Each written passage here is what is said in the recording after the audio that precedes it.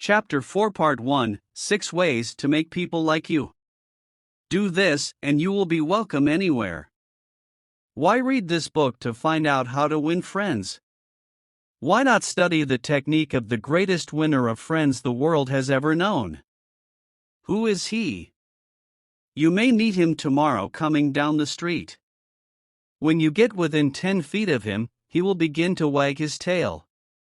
If you stop and pat him, he will almost jump out of his skin to show you how much he likes you. And you know that behind this show of affection on his part, there are no ulterior motives. He doesn't want to sell you any real estate, and he doesn't want to marry you. Did you ever stop to think that a dog is the only animal that doesn't have to work for a living? A hen has to lay eggs, a cow has to give milk, and a canary has to sing. But a dog makes his living by giving you nothing but love.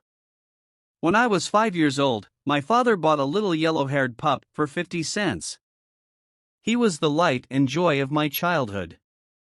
Every afternoon about 4:30, he would sit in the front yard with his beautiful eyes staring steadfastly at the path, and as soon as he heard my voice or saw me swinging my dinner pail through the buckbrush, he was off like a shot, racing breathlessly up the hill to greet me with leaps of joy and barks of sheer ecstasy.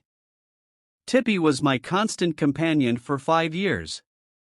Then one tragic night, I shall never forget it, he was killed within 10 feet of my head, killed by lightning. Tippy's death was the tragedy of my boyhood. You never read a book on psychology, Tippy. You didn't need to. You knew by some divine instinct that you can make more friends in 2 months by becoming genuinely interested in other people than you can in 2 years by trying to get other people interested in you. Let me repeat that.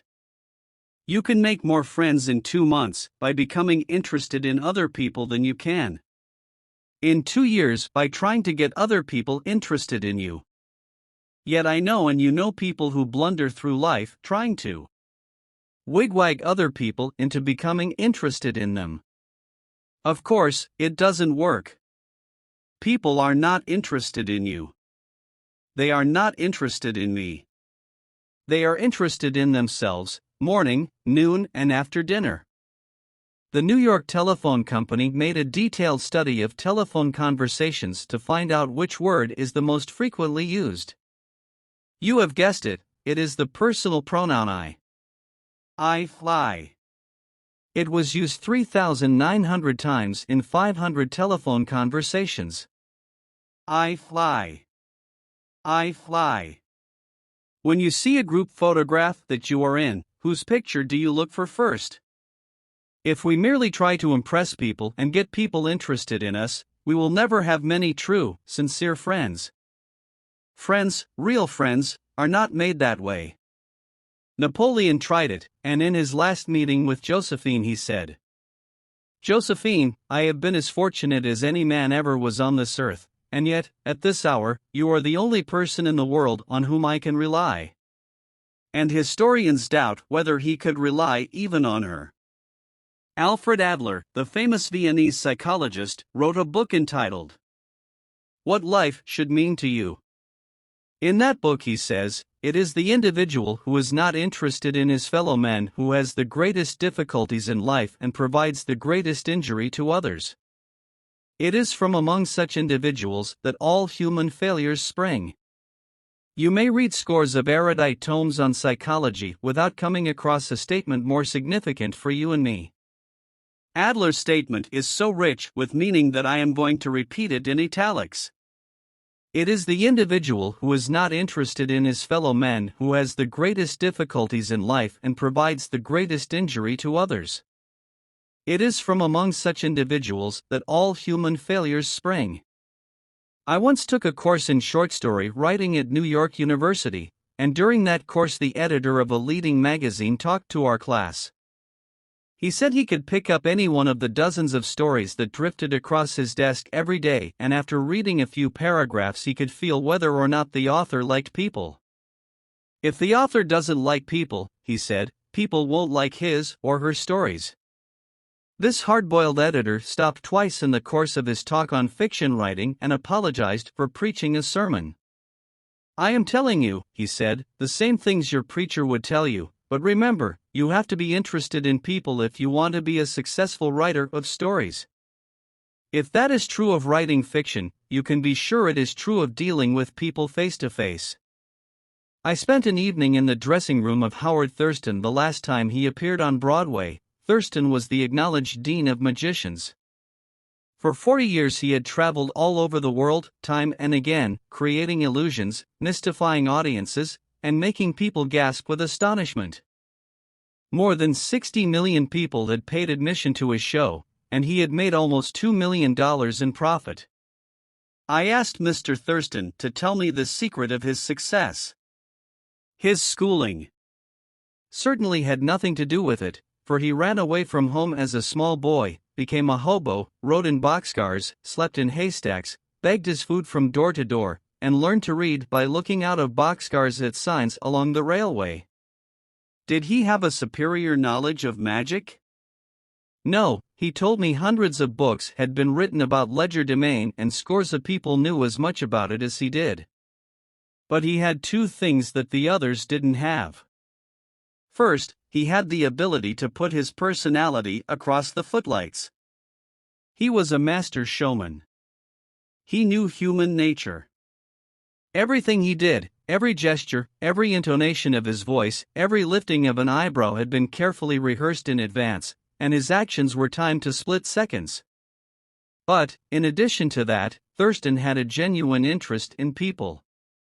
He told me that many magicians would look at the audience and say to themselves, well, there is a bunch of suckers out there, a bunch of hicks, I'll fool them all right. But Thurston's method was totally different. He told me that every time he went on stage he said to himself, I am grateful because these people come to see me. They make it possible for me to make my living in a very agreeable way.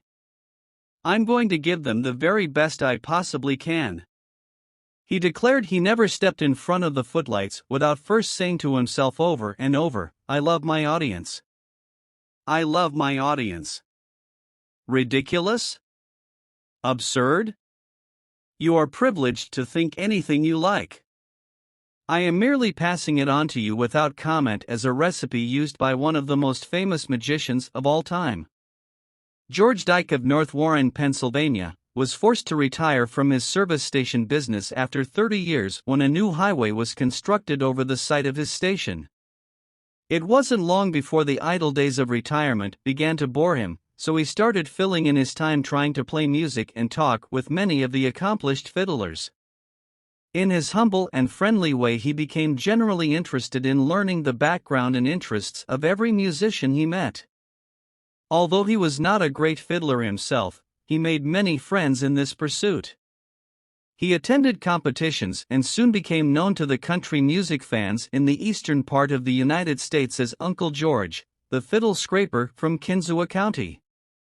When we heard Uncle George, he was 72 and enjoying every minute of his life.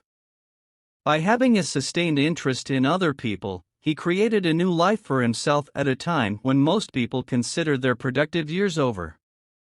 That, too, was one of the secrets of Theodore Roosevelt's astonishing popularity. Even his servants loved him. His valet, James E. Amos, wrote a book about him entitled Theodore Roosevelt, Hero to His Valet. In that book, Amos relates this illuminating incident. My wife one time asked the president about a Bob White. She had never seen one and he described it to her fully. Sometime later, the telephone at our cottage rang. Amos and his wife lived in a little cottage on the Roosevelt estate at Oyster Bay. My wife answered it and it was Mr. Roosevelt himself. He had called her, he said, to tell her that there was a Bob White outside her window and that if she would look out she might see it. Little things like that were so characteristic of him.